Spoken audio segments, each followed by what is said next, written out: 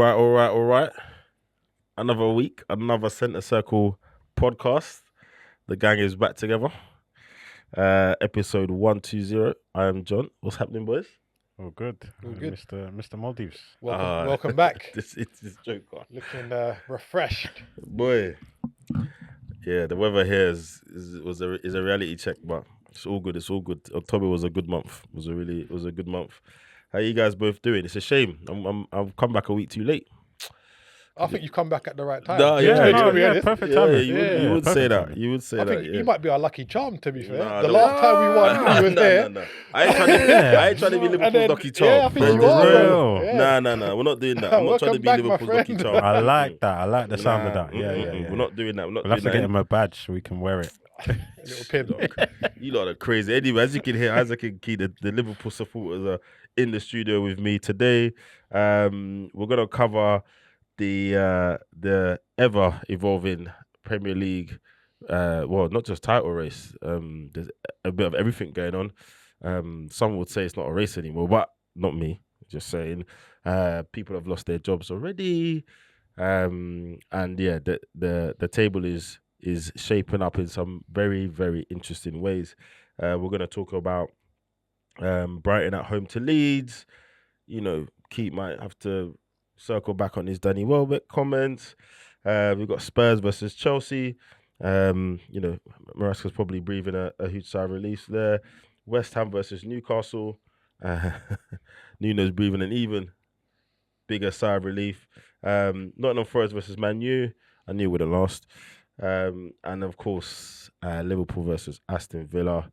Some of us were praying that it was going to continue, but Killer Mo, as some of my Liverpool supporting friends call him, got another record and got them on their way. So yeah, let's start with Brighton versus Leeds. Brighton taking a 3-0 home win against Leeds. Another goal from Danny Welbeck in the 11th minute. And 2 goals by Gomez, 64 and 70. Keith, is it still recency bias? I still think it is. When does it stop being recency bias? That's what I want to know. When he gets to 10 goals before Christmas. And why did you pluck that number out of the sky? Because he's never scored more than 10 in a Premier League season. Oh, fair enough. Yeah, but that was good enough to get him in the England team before. It wasn't. The first time he done it was last season. No, as in he got an England team before.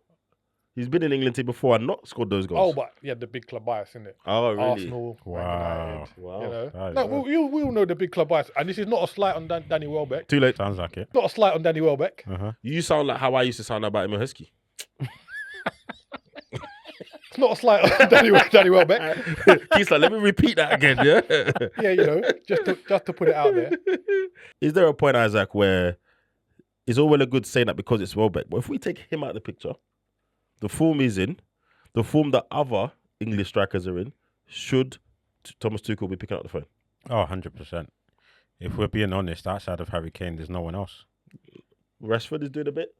In terms of playing through the middle, yes, because we all know that. Yeah. If we're being honest, Rashford's locked down the left wing. Yeah, and Tuchel's not putting him as number 9. I know in previous matches he's not really started. Yeah. I think he had 1 start in the last 4 games.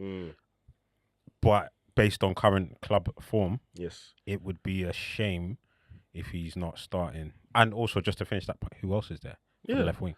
So the England squad, there's another international break in November. Squad gets announced on Monday. Thomas Tuchel, in your opinion, shouldn't be picked Danny Welbeck? Not that he shouldn't. I don't think he will. And I say that because... No, but I'm asking you, should he? Yeah, he should. If you're going based off form, he should. And... So it's not recency bias then? It is a little bit because you want to take the people who are going to do it consistently over a season, and generally the players that have been in the England squad of recent have done that. So it's like, why would you revert from that just because someone's on a hot vein of form right now? Okay. In the World Cup year, ideally, you want to take the players who have played themselves into form in time for the World Cup, right? So, if Danny Welbeck has started the season and he's great and he can maintain it throughout the rest of the season, ideally you want to include him in your squad because you know he is ready to go for a tournament. It's not a season.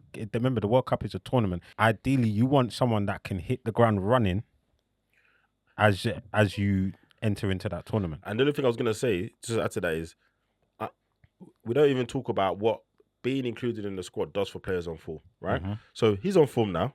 He gets called back to the squad. We don't know what that does for his He might not even play. He's in the squad. He's the older head there. That could even help sustain his form. That could help sustain his confidence.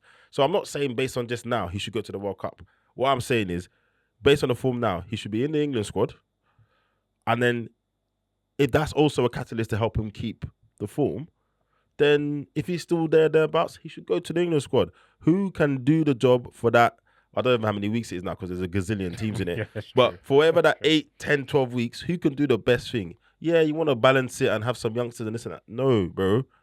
Who can do a job, whatever job I need them to do? 9 minutes, 90 minutes, 45 minutes. And I just think the journey to that, if someone's on form, pick them. Could it be a case of you're doing well, but for me to accommodate you in my squad, we might have to change our style of play, and it's too late considering Tuchel's only there for a finite period of time? Fair. It will be interesting to see whether Tuchel just thinks, this guy scores goals. Is the adjustment small or big enough for me to make to see if he can score goals for me? If you're going from October squad to November squad, fair enough. Yeah. But it's the consistency whether you hit March, April. Yeah. I agree. I don't think he gets picked on Monday. I think he should, but I don't think he does. From a Leeds point of view, I mean, they're not having the worst comeback season, but they're not having the best. They're 16th, lost 5, drawn 2, won 3. Not a great run. Brighton are now helped themselves up to 10th, won 4, drawn 3, lost 3. So they needed that second win, third win in 5 games. So they're on a decent-ish run. Their next opponents are Palace, it looks like, which is not going to be an easy game. What do they call that game again? The what is it, derby? M23 derby. Yeah.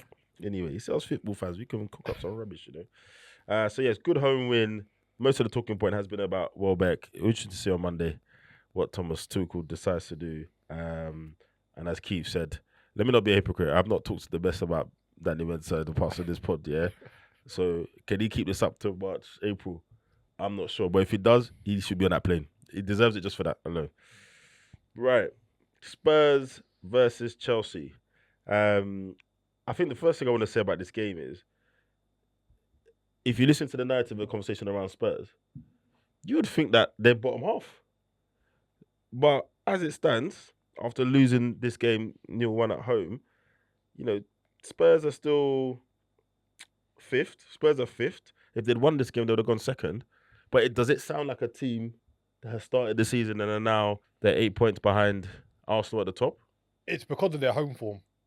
So I don't think they've won any of their last 4 home games. And even though they're doing pretty well, the fact that they're doing so badly at home is crazy. And is it a bit like the West Ham thing? Fans expect a certain this, as fans expect a certain that, etc. But if you take it in its totality, compared to where they were last season, they're having a phenomenal ride right now. So it's chalk and cheese. But let's not discount the two, right? You can be in a decent space, but if your home form that is that bad, again, it's a bit like we used to talk about Liverpool. Is it something papering over the cracks? Is it indicative? But you need to build your foundation at home, bro. You can't just be relying on away form and away games. And I think the bigger thing for them is just inconsistency. So to lose 4 games at home and be so good, that overall just screams inconsistency. But as you're gonna hear me say about a lot of things today, it's 10 games in. Are you guys taking anything from this? Should Frank be worried? Not at all. No. I wouldn't. I would not be worried if I was Thomas Frank, or to be honest, a Spurs fan. He's so far. I mean, considering where they were at the end of the season and where they are, or even just look at not necessarily the position, but just how they're playing football. You can see what he's done. He's came in. He's ensured that they're a lot more solid and firm at the back, defensively, and then they're playing that's then flowing through to the front. Yeah, they're taking less risks on there. Exactly. So No that more crazy highlights. for me, if I'm a Spurs fan, that's the first and most important thing. Stop the goals. Yeah, Shore us up, make us safe, then you can work forward. it's true. And he's had the investment. We'll talk a little bit, about Xavi Simons. They've got big injuries. Maddison. Is Kulusevski back yet? No. No, Kulusevski's still not back. So, yeah, I think the home form is dire, but mate, they've got some, what I would say for Spurs, are first world problems. But if you're Maresca today, you needed that win. It's against Spurs. Pedro scored. His players haven't helped him out. The lap coming back after that injury and getting sent off. That was ridiculous. Yeah, it's just like, again, I've said it before. I think when you hear stuff about managers throwing things in change rooms and that, I get it, because I would have dashed my boot at him that day. There was just stupid sending off. And this is a player that's in contention or talks for the World Cup squad. Exactly. You're not helping yourself. But I think the big standout from this game is, Moises Caicedo. The way things in football now go from 0 to 100. Is he the best in the world? Is he this? Is that? The guy had a good game. Can't we just leave it at that? He had a good, strong game. He plays well consistently. That's it. Go to the World Cup and do a madness. Then we start talking like that. But anyway, and I think that was epitomized because of the work he did for the goal. Spurs dilly-dally with it a bit, but talk about pressing from the front. A bit. Spence and Van der Ven. And it's funny, it was them two who were flippant toward the manager at the end of the game. I read that as they were annoyed they were just frustrated. I think they're annoyed with themselves. After I saw that and then I saw the goal, I was like, actually, maybe you lot are annoyed with yourselves. But yeah, Caicedo was the one that everyone talked about performance-wise. I was surprised at how comfortable Chelsea looked at the lane. It's not the lane anymore, is it? White Hart Lane. I guess it's a Tottenham Hotspur Stadium. I still call it the lane, but in a game of such significance as i.e. a London derby, I was just surprised at how confident and comfortable they looked. No, yeah, to your point. Chelsea had 15 shots, 9 on target. Spurs had 3 shots, 1 on target. And they're the home team. This reads the wrong way around for the home and the away team. And again, Chelsea's another team. People have been talking about they doing well enough, etc. That kind of puts them 6th, 1 point behind Bournemouth in 4th. Bournemouth and Liverpool, both joint 18 points in 3rd and 4th. Chelsea aren't out of the touch, and that's what I mean. At this stage of the season, making big aspersions about people's seasons, it doesn't make any sense. It doesn't, because from 2nd on down, it's pretty bunched. From Man City in 2nd down to Sunderland in 7th, it's 2 points.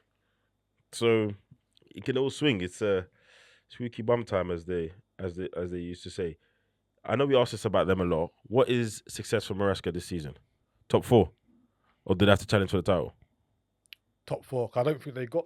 Oh no, they scraped top 4 last game of the season, didn't they? Yeah, I think a comfortable top 4, and then I don't want to say quarterfinals of the Champions League, because that's going to be tough. Maybe the last 16 of the Champions League. That's interesting. I would say that now that they've achieved top 4, they need to now go a step further. So ideally, maybe a domestic cup would be within the frame. Fair. And at least get to a final, you're saying? Yeah. Okay. A domestic cup trophy, Yep. like serious contention, and then but the rest, and I would agree with maybe quite far in the Champions League, and we often maybe comfortable top 4. And we always talk about this in isolation, but then when we talk about other teams, we're going to say, where do you think they are? Because there's only 4 spaces. So what do we expect? What's success for the other guys, right? You got the Emery's. I gave him a lot of stick about not making it. So what's kind of everyone's target, I guess, is what I'm saying. But yeah, crucial away win for Chelsea there kind of brings them back into the conversation that I just said. Spurs, not totally detrimental. They've built that cushion, having put themselves in a decent place beforehand. And I think the negative Spurs narrative is just a Spurs thing, I think. West Ham 3, Newcastle United 1. Where was the last time West Ham won a league game? Let me have a look. I'm not going to lie to you. I was pleasantly surprised by this result. Same. I wasn't expecting Newcastle. No, let me say this. I wasn't expecting West Ham to win like this, Yeah, I agree. especially after the first goal. But I'm happy that they did because I want to see Nuno do well at West Ham. Yeah. More so than wanting to see West Ham do well. I'm a fan of Nuno's, especially for what he did at Nottingham, and also the way the situation unfolded Yes. at Nottingham. So I want to see him do well. So yeah, no, I was pleasantly surprised by the result. Another manager, and he really, really, really needed that result. Yeah, it's a massive win for West Ham today. I think if they had lost today, there would have been unfairly a lot of pressure on him. I think the board have got it wrong quite a few times in terms of appointments, players in, players out. But I think Nuno, once he gets his feet proper settled, he will do well. Yeah, yeah. Do you think, knowing what we know of Nuno's football, do you think, and we've seen it in the past, right, West Ham fans, rightly or wrongly, want a certain type of football there. Do you think his football is compatible with their expectations? Or, at this point, they'll just be happy to not be fighting relegation? Bun their expectations.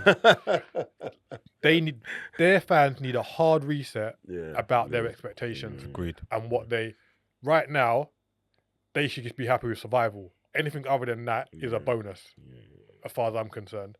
And it's all through their making. They had a cup-winning manager who would comfortably get them in the top 10, and they're like, we don't like the way he plays football. Who cares? I hear that. I don't blame them for wanting to be progressive. I just don't think you picked the right people to do it. They would have looked around them. But they were progressive. They won a European trophy.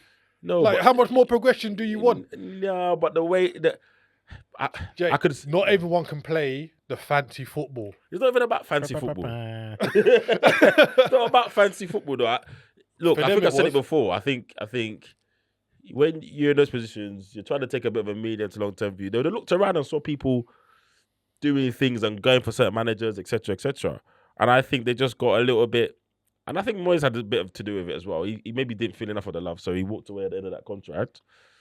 But when you got someone with the CV, and this is where they probably went wrong, right? Because the other guys, they've gone for people we didn't even know about, right? When Irola came, I was getting cussed on this very podcast, and I was backing them. I said, well, you never know what he's done, etc. They've seen Lopetegui's CV and thought, Spain, Real Madrid, whatever. So I think it's two sides. I don't wrong them too much for going away from Moyes. What I do wrong them about is what they did after.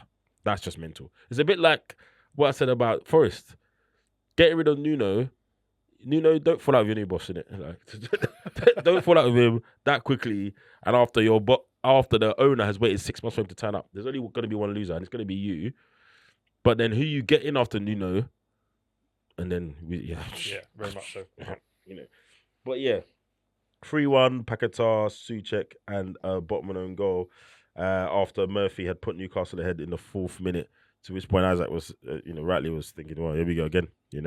Has it done much for their league position? No, but in that dressing room, it must. They're still in the relegation zone in 18th place, 3 points behind Burnley in 17th. So those guys, in the relegation zone already. It's getting to cut adrift like status, to be free. Can we just highlight? Sorry, Lucas Paquetá got himself booked again. No, man, don't say like that. He didn't get himself booked. He got himself booked. He got booked. It was intentional. Those inflammatory status. Them inflammatory statements. Bust case and thought, I'm clear to keep going. Yeah, even that.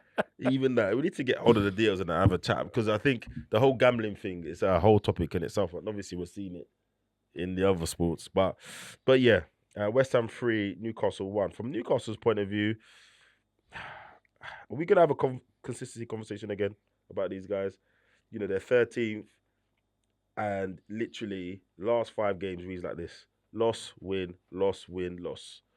I mean, that's inconsistency kind of personified. What's happening? They made decent signings. Walter Marder, however you say his name, seems to have landed well. The Alanga signing is not cooking. quite. It's not, I think it's a squad depth issue. again, still. Yeah, I still don't think they've. They only lost Isak and they've added other people. Oh, wait, they lost Wilson as well. I know he wasn't like a mainstay, Was it a loss? but he's a body in it. Okay, fine. So I think for having a Champions League run and trying to still progress in the league, I still don't think their squad is big enough, especially in defence as well. Like if Byrne, Botman, Shaw gets injured, like who comes in is what's his name? Is he still there? He's still there. He's still there. He's probably club captain. Club captain still. Yeah. But you don't want him to come in when you're in a last 16 of a two-legged tie in the Champions League, do you? Out of order. They got Malik Tio. Yeah, he's doing well. He's doing well. He's playing playing well. but no, he's playing well. So, okay, but today for all the bodies that you said that they've gone, they've replaced them. So they all right. But they might not all be quality? readily available. What's the quality, But okay, so Callum Wilson went out. They bought Johan Wissa. That's an upgrade, no? Okay, right. He hasn't played yet because he's injured, injured, isn't it? yeah. Yeah. Okay, he's not. He's But squad depth, yeah. Squad depth wise, Yeah. Okay. Fair. that's an upgrade. They lost Isak, but Voltomader's come in and he's hit the ground running. Not necessarily scoring But tons, remember, but their he's squad- scoring. He's scoring more than Isak. Their squad wasn't big in the first place, so you're doing like-for-like replacements, but you're not. Expanding. Yeah, you're not adding. I think they are though. So let me read you that bench. Lewis Hall, Fabian Shaw, Harvey Barnes, William Osula, your guy, Alanga, Joe Willock, Ramsdale, Jacob Ramsey, Lewis Smiley. Yeah, so That's their That's bench. a better bench than they had last season. Way better. And then the starting team: Gordon, Voltermurder, Murphy, front three, the Chuckle usual brothers, three. Bruno Guimaraes and okay. So if it's Tonali. not a squad thing, so what is it? I think it's a manager thing. Bro, That's my. That's I didn't even where have I to stand team on up, it. you know. It's just, bro, it's Fair like enough. Ozil Sanchez. That's where I stand on it. Are we seeing the limits of Brother Heady? How? I'm asking the question. I'm not saying this to you. I'm asking. I don't think we are, man. I think for what Eddie's had to work with, I think he's done exceptionally well. Top four, decent Champions League run, League Cup win, back in the Champions League. I think they've already lost to Barcelona in the Champions League this season. Fair. I think Eddie's doing all right. So man. for that point, I raise you Bournemouth. What has Irola got that he hasn't? Less games. Fair. What I thought you might say about Newcastle is it's still early and there's time to turn it because they do this right and then they go on a bit of a run, etc. But Yeah, we've seen that the league is tight. Couple wins and then you're up. but they knew what they were going to be. They've been in here before. If they haven't got the right squad depth, it's all they should have been more active. No. Maybe this is the wider point we need to come back to, but I think it takes a long time to get the squad depth that a team really needs. Well, I don't think you ever have it personally. Let's quickly delve into it because Very quickly, go on. Question before we go. Yeah. With that squad, this current squad, could and I'm just going to throw some names out. Could a Klopp or a Pep or Arteta? I only threw that one in for or Arteta do better with that current squad? they're better managers. So the obvious answer is yes, but you don't actually know until they're in it. Because like we've seen Mourinho and Conte not do exceptionally well with players of the similar ilk at Tottenham. Nah. So That Tottenham team wasn't. I don't think that Tottenham squad was to this level. He had Harry Kane and that, but look, I take your point. But the reason why I'm landing where Isaac's landing is he's been there for a while. I don't know if the squad thing can be thrown anymore. And again, if they're not, more should have been done. This is the second time round they're doing this Champions League and Premier League thing, and the money's coming in. You sold Isak, yada yada yada. So, discuss. I don't know. Let's see. It's only 10 games in, but it's not good so far. Inconsistency is crazy, and it's been a regular theme of his tenure there. Inconsistency. Nottingham Forest 2, Manchester United 2. Trust Sean Dyche to come and spoil the party. Yeah, I personally just didn't expect Man United to go there and get a result. Not because of any bias, but you just don't go from where they were to now just going on ridiculous runs. It just doesn't work like that. And of course, Sean Dyche has gone in there, has made them, what's the word? was gonna say something rude, but there's no need. Everyone's progressive now. He's shored them up a little bit, but it did start like Man United we're gonna kind of hit it again. You say that though. I watched this and Nottingham Forest started really, really well. And I messaged one of my groups saying, Nottingham Forest have started well, so this means Man United are going to win it. And then lo and behold, they go down the other end and score a really good goal. But fair play to Forest. They come out in the second half and they looked sharp. They were kind of at the races. After Man United scored, they looked a little bit intimidated and kind of into their shell. And I think Dice kicked them up the backside. I was like, boys, come on now. Bit of pride. You know what it looked like to me? They just started to go a bit more direct. So and that once it worked once, they were like, yeah, keep doing that, right? And it just felt like they went a bit more direct, and the Man United defense wasn't the defense that could deal with that. There was no Maguire, etc. And I think the style of both those goals kind of talked to that. And I think Manchester United's confidence is still a little bit fragile. Yes, they've won the 3 games in a trot, etc.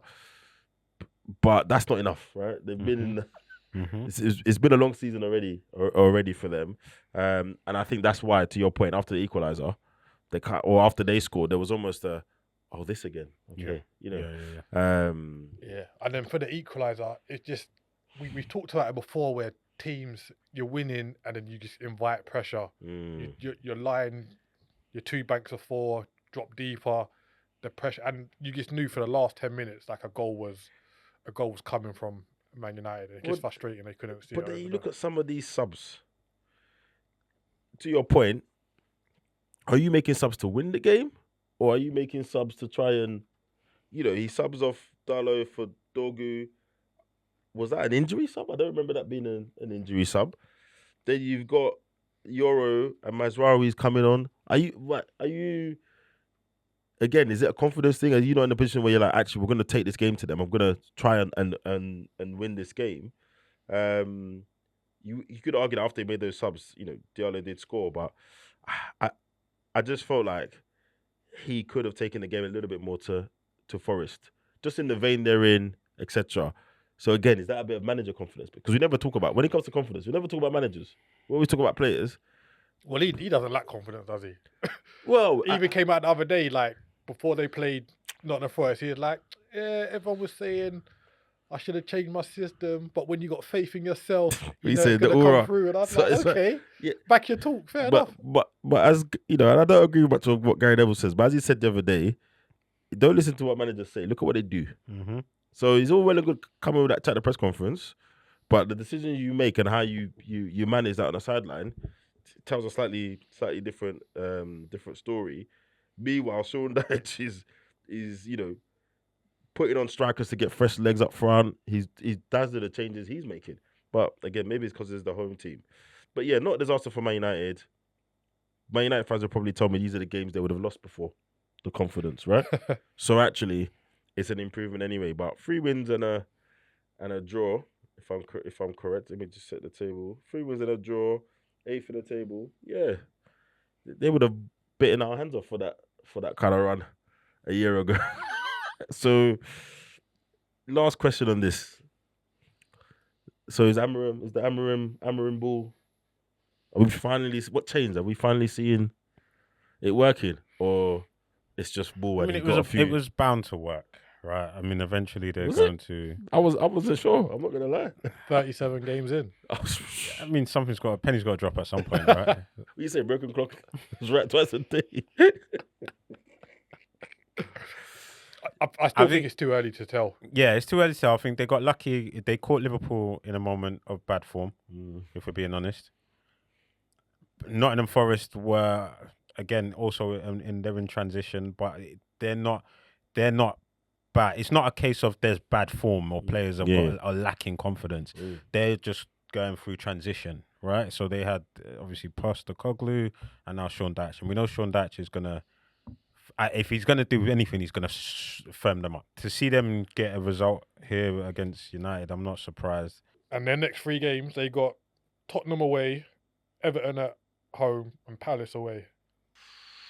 That's not a guaranteed 9 points. You say what? Tottenham away? Tottenham away. Everton so Tottenham are not great at home. Fine. But Everton and Palace, Crystal yeah, Palace, not joke. Yeah, these are not jokes. Yeah, boy, yeah, we'll see. It's on the test of time. And then lastly, Liverpool 2, Aston Villa at home. Liverpool getting a much needed home win. As I said in the intro, Mo Salah with his 250th goal for Liverpool in the 46th minute. And then Gavin Birch followed up early in the second half to make it 2-0. Was the score representative of the game? Was it a Liverpool controlled game or? Yeah, I think Villa started pretty well. Rodgers hit the post. Yeah. Had another chance shortly after that. But then Liverpool kind of settled into it. And I think over the 90 minutes deserved to win. Ekitike, unfortunate with the header that was just offside. I don't think he should have been, but He should have been because he should have kept on side, or yeah, he shouldn't have been he just given. went a little bit too early. Oh, okay, He just went a little bit too early, yeah. but that happens when you're eager to score. Yeah, Salah, fortuitous from Martinez. Again, mistake. Villa, But you shoot yourself in the foot. You're playing Liverpool at home. You can't be giving away freebies like that. it wasn't an easy finish though, I don't think. No, it wasn't. It wasn't. Like I've looked at On his wrong foot as well. Don't look at me like that. I don't think it was an easy finish. If for Salah, it's an easy finish. But I hear what you're saying. Wrong foot. Yeah. But it's Salah. I would have expected him to score. That's an easy finish. I'm sorry. But because it's Mo Salah, or just it should be easy finish for anybody. As bog standard easy finish. Well, we've I seen don't know. we've seen people players miss miss them work. still. You know what No, I mean? I agree. I agree, but Yeah. I still doesn't think. I don't think that takes away from the difficulty. Yeah, of yeah, the fair job. enough. Gavin Birch wraps it up. We, as I just alluded to, went into our show a bit last kind of 10 minutes. They invited a bit of pressure, etc. But I said off mic that we'd win on Saturday. That's not what you said. And we No, but that's not what you said. You said WW draw. Yeah. Remember I said that, yeah? Oh yeah, he did. Oh. So I'm still backing us to beat Madrid on Tuesday. Insanity. Oh yes. And I don't believe it. having looked at City today, I think we can get a draw there. What? After you saw City play today? 7 days time, I'm happy to sit here and put my hands up and say I was wrong. All But right, you know, all right. United Nations. Yeah, all right. No, but I think, look, with the whole slot thing, everyone's talked it to death, etc., etc. And sometimes you do need a bit of a giveaway, like the like the Salah goal to get you going.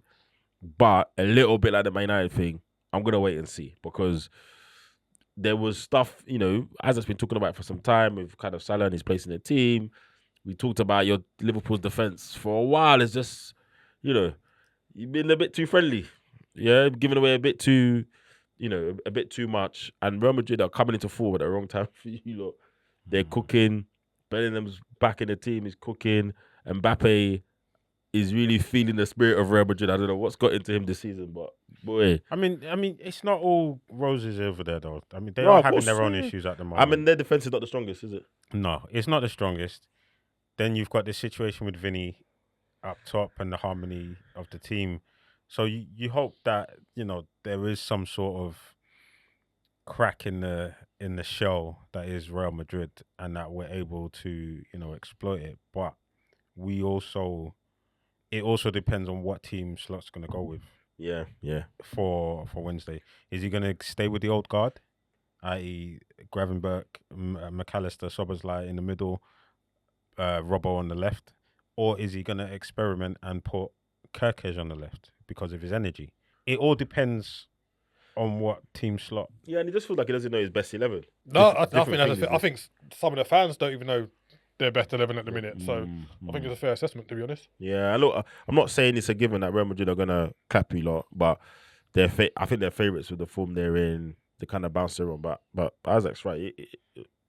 If he gets the team selection and the tactics right, you could hold them at bay, and then obviously we're still in the league phase, innit? So you just wanna take the points where you can.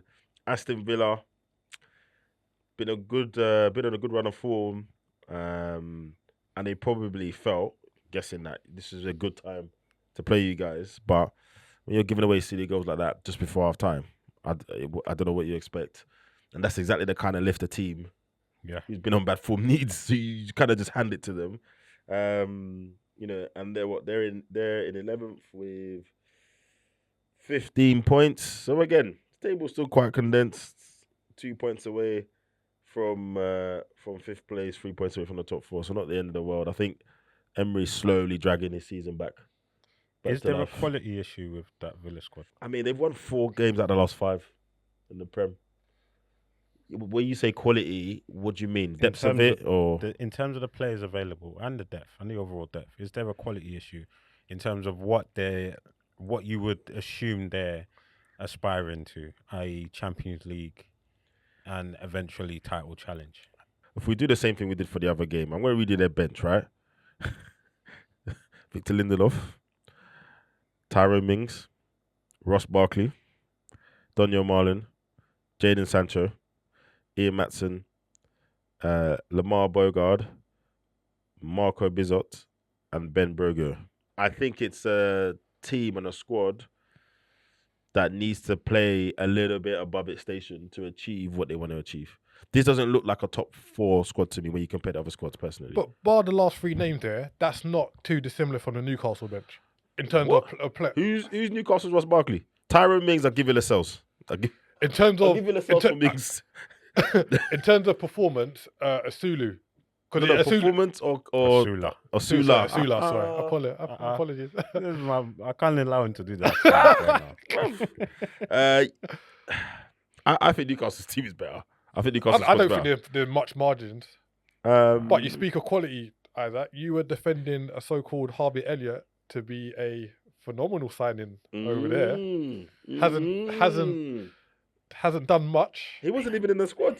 He can't be because he's on loan. Oh, of course, yes, sir. What's your Harvey Elliott take so far, my How's friend? his loan going? He hasn't even been given an opportunity.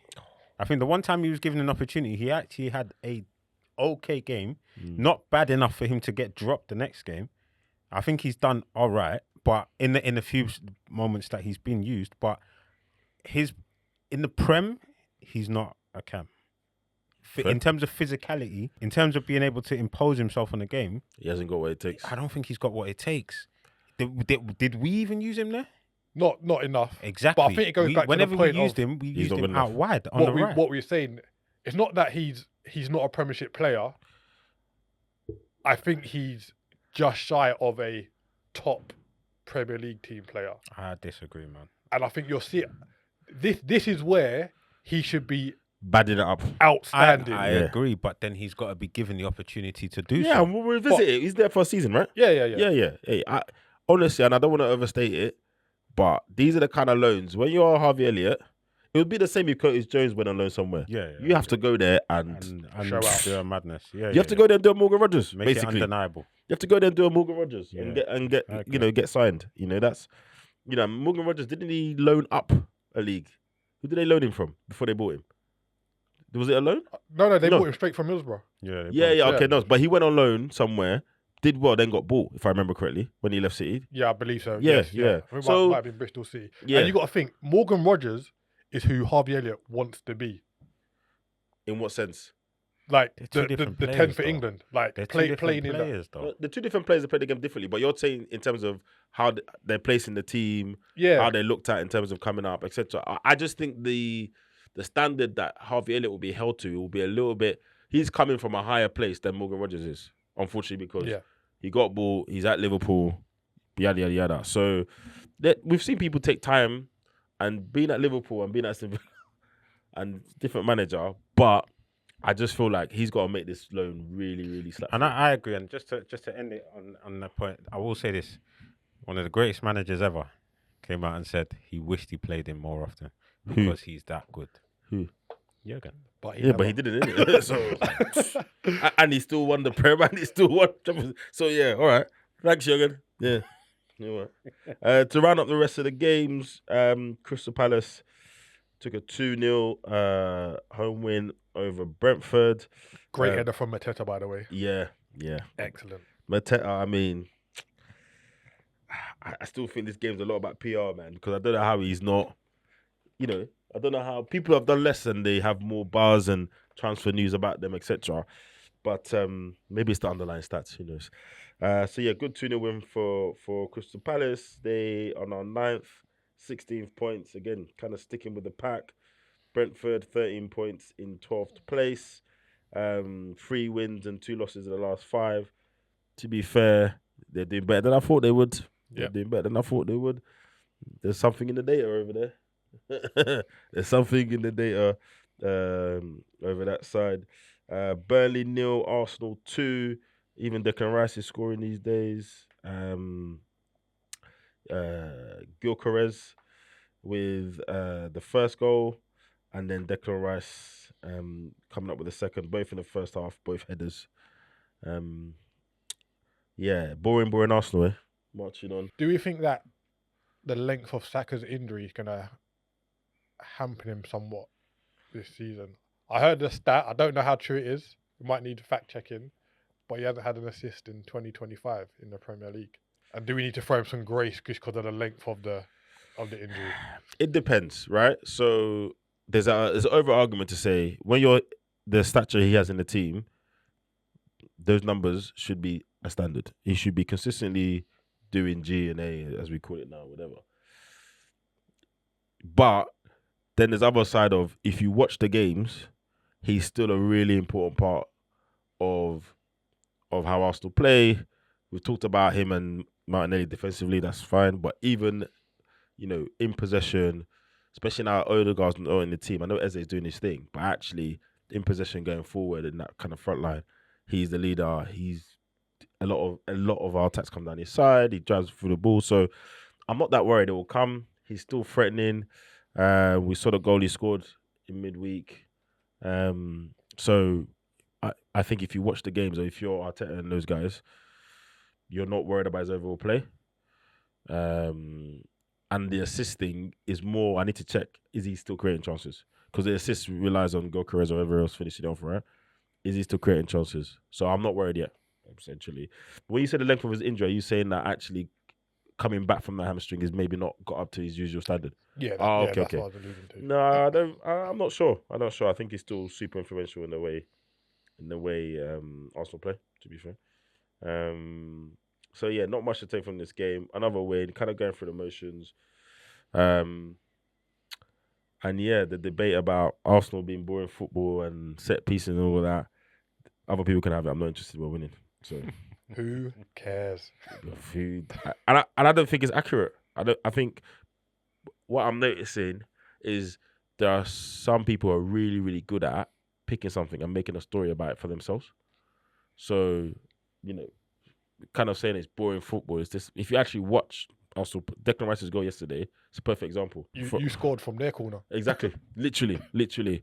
And no one's talking about that. So yeah. Fulham 3, Wolves 0. Wolves manager subsequently lost his job after that game. Again, his players, they're helping him. Red card, I want to say relatively early, if I remember. Do you think 36 minutes. Do you think it was a red? I thought it was just a little clumsy coming together. It's one of those ones where you're letting the ref possibly go there, in my opinion. You're letting the ref possibly go there. But Fulham are a sharp enough team. You're already 1-0 down. Being down to 10 men from the 36 minute is a long time. It's a long, long time. But I don't know who's going to come in and do a job there. I think they sold, some of the best players. He almost lost Strand Larson, which he didn't. So that's a hard job. I think I tipped them to go down. Yeah, you did. Yeah, I think I tipped them. It's funny. So he joined back end of last season. Got offered a new contract in September, I think it was. Yep. And in that contract, he signed a clause saying that he wouldn't get paid off if sacked. What? Really? Yeah, I read it on the Athletic. So Who's his agent? He's missed out on a payout. Who's his agent? Apparently, what's his name? Former Bournemouth manager Gary O'Neill. Gary O'Neill apparently is in the running to come back. If I was him, you need to slap us some extra bread. So apparently he's in the running to come back. Fairly decent job there last time. So. No, I agree. I agree. Good win for Fulham. Needed as well. I think needed. 14th. Yeah. 11. They've only got 11 points. They've lost 5, drawn 2. Lost 5, drawn 2, and won 3. That was their first win in the last 5 games. It's been a terrible run. Terrible run. So yeah, that was fully needed, but it's a bit again. So Leeds on 11 points, Everton on 11 points, Fulham on 11 points, Newcastle on 12. So they always say don't look out at the table until the 10th game. People need to back up their ideas.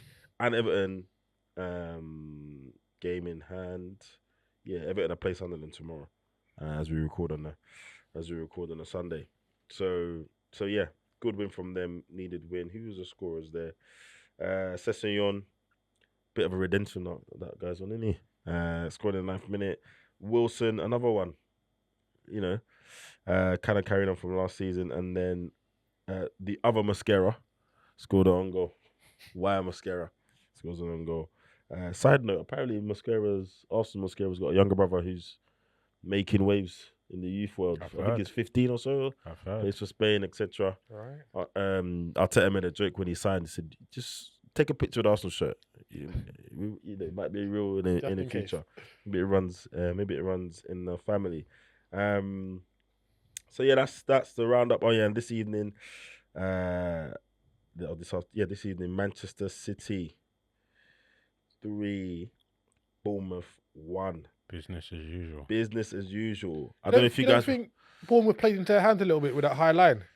Of course. Yes and no. And that's why I said I'm not saying we're going to go there and win next week, but Bournemouth created enough to score more than one goal, I thought. And I think the first 2 goals, I think they just gifted them to Manchester City with that high line. Hold on. So where I worry in regards to Liverpool is this.